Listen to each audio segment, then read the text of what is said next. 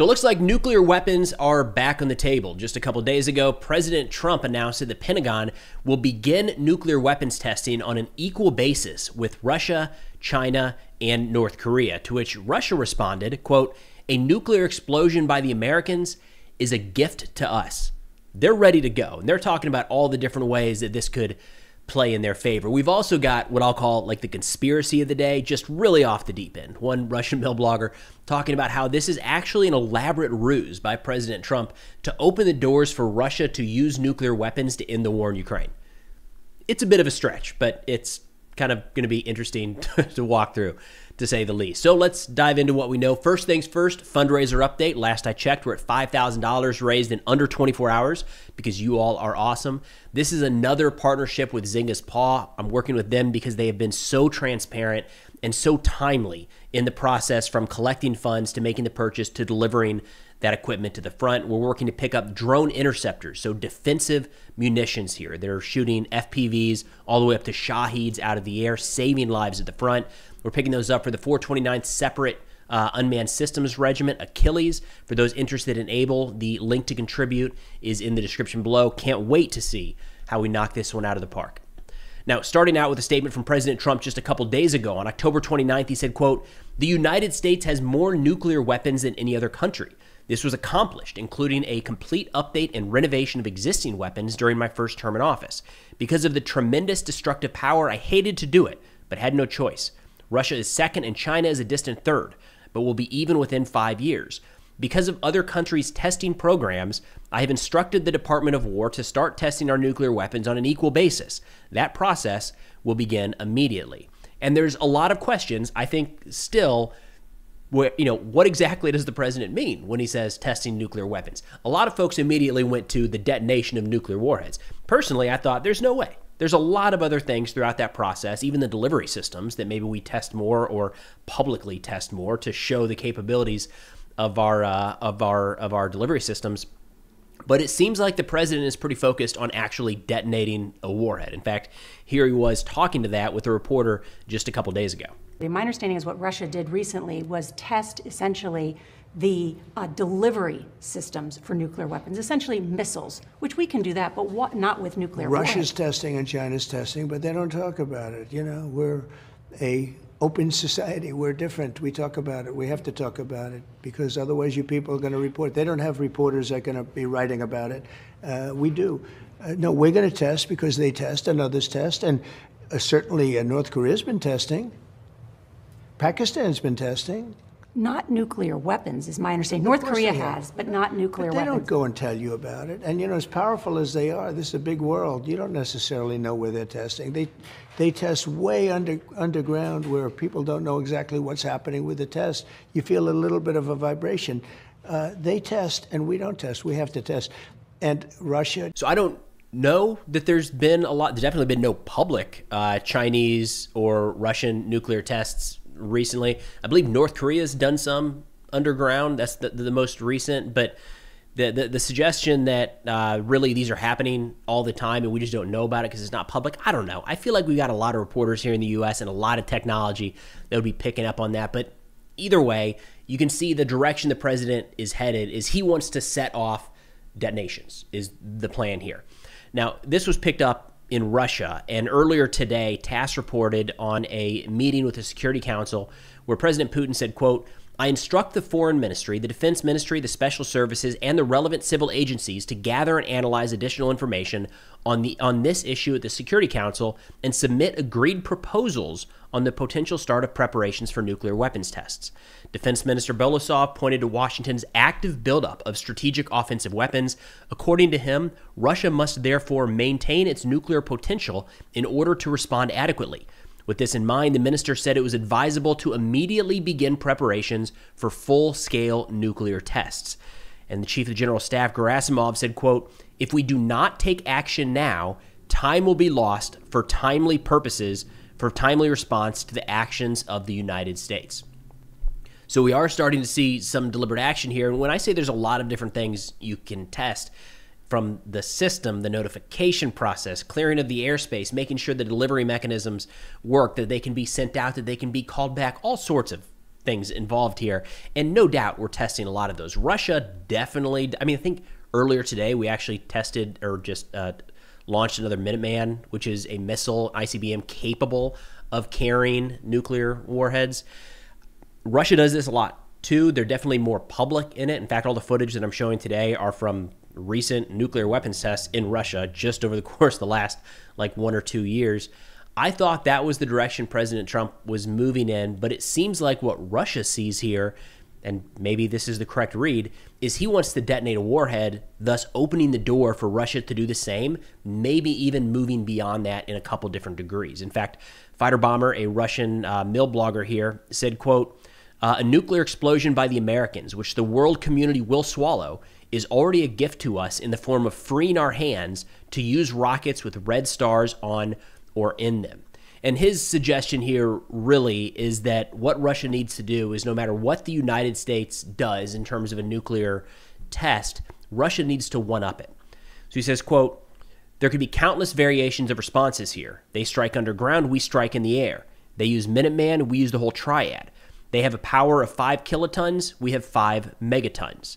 He says, although maybe this is very clear, a multi-step plan, and the goal is precisely that this is freeing of hands, because the Ukrainians have pissed everyone off, and the sooner they are finished off, the easier it will be for the whole planet. So that's the kind of wild conspiracy, that actually we're just kind of opening the door. We test out in the middle of the Pacific. I don't know exactly what the test site would be these days, but let's say the United States detonates a warhead 5 kilotons, and then Russia does 5 megatons, and then the United States tries to do one bigger, and then Russia says, maybe we'll just drop it in Ukraine. And the door's been opened. It's more acceptable because there's been nuclear detonations going off. Again, I think there's a pretty significant stretch there, but we are starting to see some in Russia point to, wait a minute, we do have a war right now. 2 majors on receiving this news said, quote, should we consider that there is an excellent testing ground called Ukraine? Rybar, Russian media talking about these tests as well, said, quote, although the United States currently plans only to conduct subcritical tests without actual detonation of charges, the rhetoric from the White House was predictably received accordingly. The reaction to it was quite prompt. At the same time, so far it is only about preparing the tests themselves and collecting proposals, not their direct conduct. And yet the signal is clear. There is readiness to create the test site nuclear mushrooms that the public has already somewhat forgotten. I'm a little mixed on this because when the news came out that President Trump, quote, on the 29th, my immediate read was he's not actually talking about detonating warheads. There's not a lot that we need to learn there. Do they still work, I guess, is the thing, right? We know the capabilities.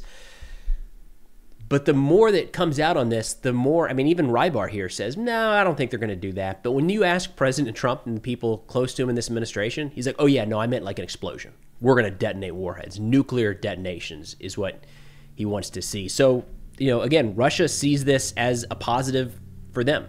If we start detonating warheads, they're going to start detonating warheads, and they might creep them closer and closer to the war zone. I think that's a pretty big stretch, but it's frustrating to see we're opening this door that we don't really need to the more acceptable use of nuclear weapons, even in the testing right now. I feel like probably isn't the best path to go down. All right, so then turning to a bit of a battlefield update. Of course, we're going to take a look at Pokrovsk. That's where the majority of the heavy fighting is happening right now across the front. Go over to Deep State Map to give you an idea of the area we're talking about. We've got Dobropilya up here to the north, where Ukraine has conducted successful counterattacks in recent days.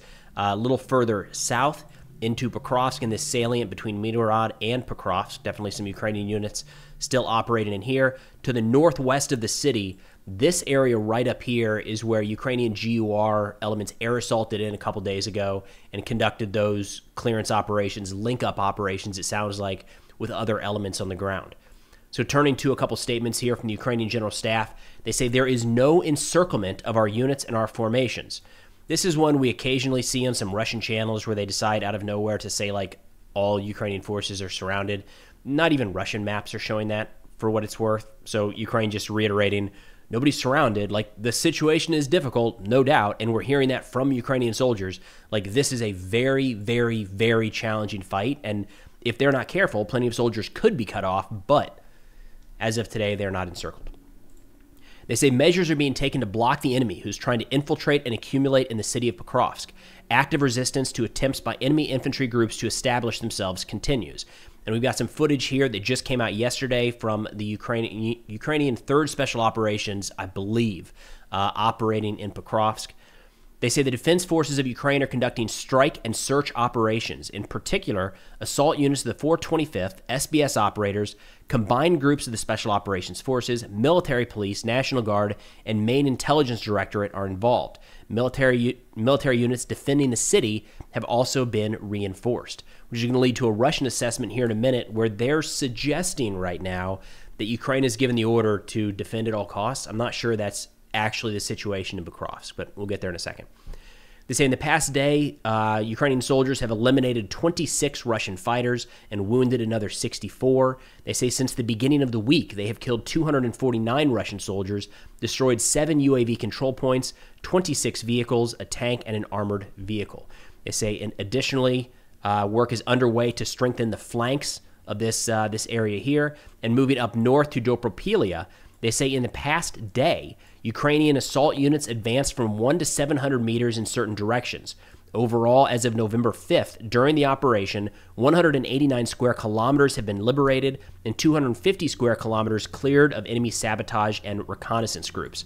So that's the green and blue in the northern sector of this map. We mentioned in a video yesterday, Russia is reporting a Ukrainian counterattack in this area, trying to cut this portion here to kind of isolate Shakov from the west, where there does appear to still be a small Russian contingent. And this is the area that we've seen a lot of large Russian armored attacks in recent weeks, trying to clear Shakov, which would serve as a jumping off point to push further north and possibly even west, further trying to encircle Pokrovsk and Minograd. Now, turning over to the Russian assessment here, I thought this was interesting. Military informant said Ukrainian leadership has decided to hold the Pokrovsk area for as long as possible with the involvement of all available reserves. And they're citing Ukrainian drone and communications expert Sergei Flash. They say the reason for this decision is called the advantageous strategic position of Pokrovsk, where drones can be conveniently launched deep into the region. However, in our opinion, it is based more on political factors than purely military ones. Again, yeah, there's definitely a political aspect here. There's definitely a tactical advantage to holding Pokrovsk, but we have to keep in mind that to the north and west, we have seen a significant buildup of Ukrainian defensive positions. We don't know if those are going to be easier or harder. Depends how they've built those up and what the approaches look like to those facilities. But this is not like Avdiivka, where there really wasn't much built up beyond it. There is certainly secondary and tertiary lines after Pokrovsk. Turning over to the Kyiv Independent, talking about the ongoing situation in Pokrovsk. They say Armed Forces of Ukraine major and political analyst Kachuk told Radio NV on Tuesday that Russian units infiltrating Pokrovsk are engaging in firefights with Ukrainian drone operator teams. He says this indicates that they are present across a large area of the city, but what's important is that they are not concentrated throughout the entire city. So again, a lot of search and destroy, hunting throughout Pokrovsk is what we're seeing. And that's what a lot of the footage coming out of this area is looking like, both from the Russian and the Ukrainian perspective. We're seeing small units move through the city, locate an element, and try their best to eliminate them. Going back to the Kyiv Independent, citing Major Kachuk here, they say the Russians are constantly moving, as are our fighters. There's such chaos here that it works for both sides. Russian troops can occupy one building for several hours and then move to another. According to him, Russian forces have taken positions on the southern outskirts of the city, deploying their drone operators to strike Ukrainian defensive positions. Ukraine, in turn, is attempting to respond symmetrically. At the same time, Kachuk revealed that thanks to recent operations by the GUR and other special forces supporting the Ukrainian military last week, Ukraine achieved several tactical successes, likely in this area up here to the northwest, based off the footage released yesterday by the GUR. However, he says, there have been no changes at the operational or strategic level. But the situation, he says, quote, the situation north of Pokrovsk, the fact that Rodinsky is currently not under Russian control and that they are being held back there, gives us an opportunity. So this area right here on the map.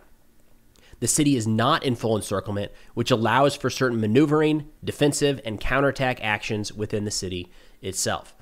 Again, this is the focus of Russian offensive operations. We're kind of reading between the lines and seeing that Russia wants this taken by the end of the year. Also saw an assessment that they want it by February. I don't know how much stock I'd put in that. That doesn't really have to do with, that has more to do with kind of panicked effort, maybe is a good way to put it, where we might see major pushes by Russian infantry and unarmored vehicles in a period of time to try to take this quickly. It hasn't exactly translated to results. I mean, we've seen multiple other areas across the front throughout this war where there have been orders that Russia needs to take something by a certain date. And it just hasn't happened. I can't think of a single instance where that was given ahead of time and it actually materialized on the back end. So we'll see. There's already a lot of Russian forces massing around this area. They're certainly focused on Pokrovsk. The change here in the last couple days is it looks like rather than organizing a withdrawal and moving out of this area entirely, it does appear that Ukraine is doing what they can to reinforce some of those positions. Now, are they reinforcing for the short term to allow for the safe evacuation of forward units? Right? If we look at this area here where the GUR allegedly came in just a couple days ago, if you were to reinforce this area up on the north, it might open up a slight passage to allow for the withdrawal of troops that are further in the city. That's still a reinforcement for a short period of time. I would be surprised if we saw a large-scale reinforcement trying to take back much of the city at this point. That seems overly risky, and I'm not sure the operational or strategic benefits would be there for Ukraine. But either way, no doubt Ukraine has poured more resources and efforts into holding Pokrovsk in recent days. So we really hit both ends of the spectrum today, huh? Talking about nuclear testing between the United States and Russia all the way down to house-to-house urban clearance operations in Pokrovsk. It's kind of all aspects of war wrapped in one. But that's all we got for now. Of course, if interested and able to contribute to our fundraiser, helping out the 429th, picked up more interceptor drones. That link is in the description below. But thanks for watching, and I'll see y'all next time.